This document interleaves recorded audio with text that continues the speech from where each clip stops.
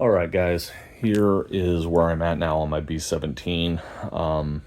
I think as of today, I'm done with the electronics installation. I have 3 operable turrets. You've already seen the ball turret, which is capable of rotating 330 degrees and pitching up and down. And it has an FPV camera in the glass center there. So there's that. You're familiar with it. What I've added since then is an operable chin turret. This one is more simplified, so it can pan left and right. You can see the FPV camera hole I drilled there, so it can look forward. This one does not pitch up and down. I could have done it, but I will be honest, I am just getting burned out and I wanted to get it done. So I'm happy enough with this. It's pretty cool looking. And if somebody is in the front there in that view, they got a great view anyway. So just being able to turn right and left is probably pretty good. This is a little dude I 3D printed along with a Norden bombsight installed in the nose to make this look way better than it normally does. So that I'm pretty happy with, because normally it's just like black and that's it. So yeah, I'm getting bad reflections, but you know, that just makes it look a lot more realistic. And then the thing I just finished is this top turret, which again is 3D printed, except the glass part. That's from a B-24 Flightline B-24. But it also, like the ball turret, can rotate 350 degrees. Well, basically can rotate all the way around, but it can't over rotate. And then it's got a little FPV camera mounted right there in the glass. So again, this does not pitch up and down. This one just rotates. It would have been cool to make that look up and down, but realistically, when this is flying, if you're looking up, all you're going to see is clouds. So I wanted to get it done. So installation of this top turret was a little tricky. You can see the finish. I kind of messed it up. It's not perfect, but it's okay. The original turret that goes on top, it's oval. It's not an actual circle. It's a little squished in this direction versus that direction. So it's not easy just to like cut it out and put this in its place, because you know, that's what you're seeing here. You're seeing the old ring of the turret, you know, on the sides, because this is an actual circle, because it needs to actually rotate, versus the static one was not rotating, and so it could look a little false.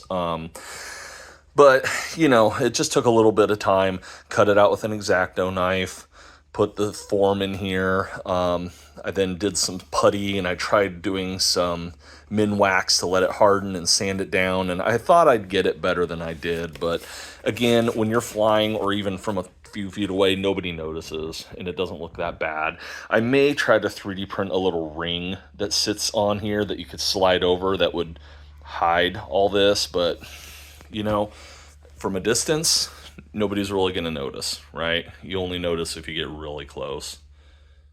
So the way this all works is each turret has an FPV camera and an FPV transmitter that's plugged into a receiver that also controls, in this case, like a single servo. In this case, it's a single servo. In this case, it's 2 servos. So there are 3 separate receivers, one for each turret, so that each can be controlled by a different person on the ground. I tried to spread the FPV channels, the signals, out as much as I could so they're not overlapping each other. I didn't do that at first, and it was pretty bad. Like, one of them looked great and the other 2 were so close to each other, they're, you know, blasting each other's signal and making it really grainy and a bad picture. So I was able to adjust that. All of these are powered off a single 5 amp, I think, BEC that I have plugged in right now. It's located right there. What does it say? Yep, 5 volt amps BEC. And then right now I just have generic 2-cell batteries powering this. That seems to be sufficient. So I know from flying my previous one that the plane is not going to care about this weight whatsoever. I am curious and a little concerned about having all these electronics and all these FPV things in here blasting a signal. I'm concerned about the signal quality of the plane itself when I'm flying. What I'm probably going to do is put a main receiver on the wing, so when it mounts here, the receiver's right here and it's easy to plug in the only two cables you need to, the elevator and rudder. And then I'm probably going to have a satellite mounted way back here. Like, I might put it as far back as here just to get it as far away from all these electronics in this fuselage as possible. That way, if for whatever reason I do lose the connection on here, the satellite should be getting a cleaner signal. That's my hope. So there's my setup.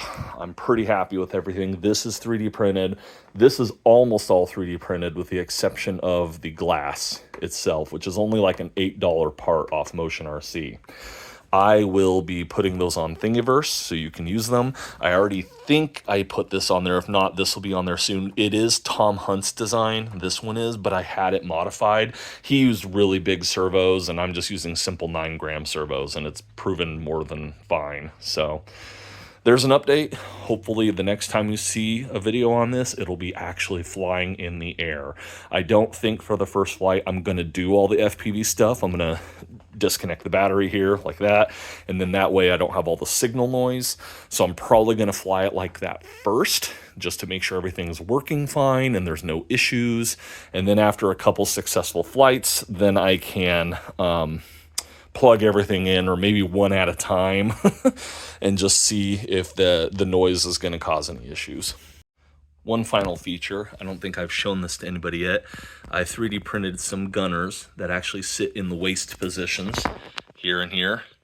And then I have some 50 cal guns that they actually look like they're holding, that poke through the holes there.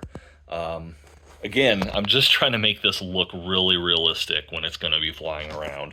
It's going to have the turrets moving. It's going to have pilots in the cockpit. It's going to have the waist gunners there. It's going to have a bombardier in the nose. My goal was I really wanted this thing to look like it's flying and being used, and hopefully that will be the case when it's in the air.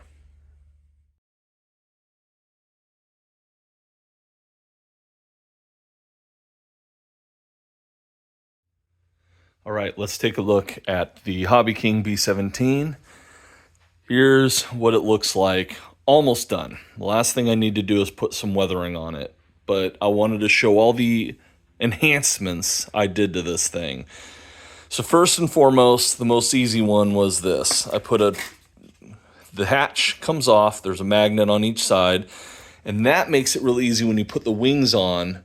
I can have all my electronics and the receiver plugged in there. The only three things I need to plug in are the satellite, elevator, and rudder cable. So when I put that in there, they're all easily accessible right there with this turtle deck off. Also, it made it easy for me to do all the wiring for the rest of the stuff, but I did this first and foremost just because it's a lot easier to work with that up there.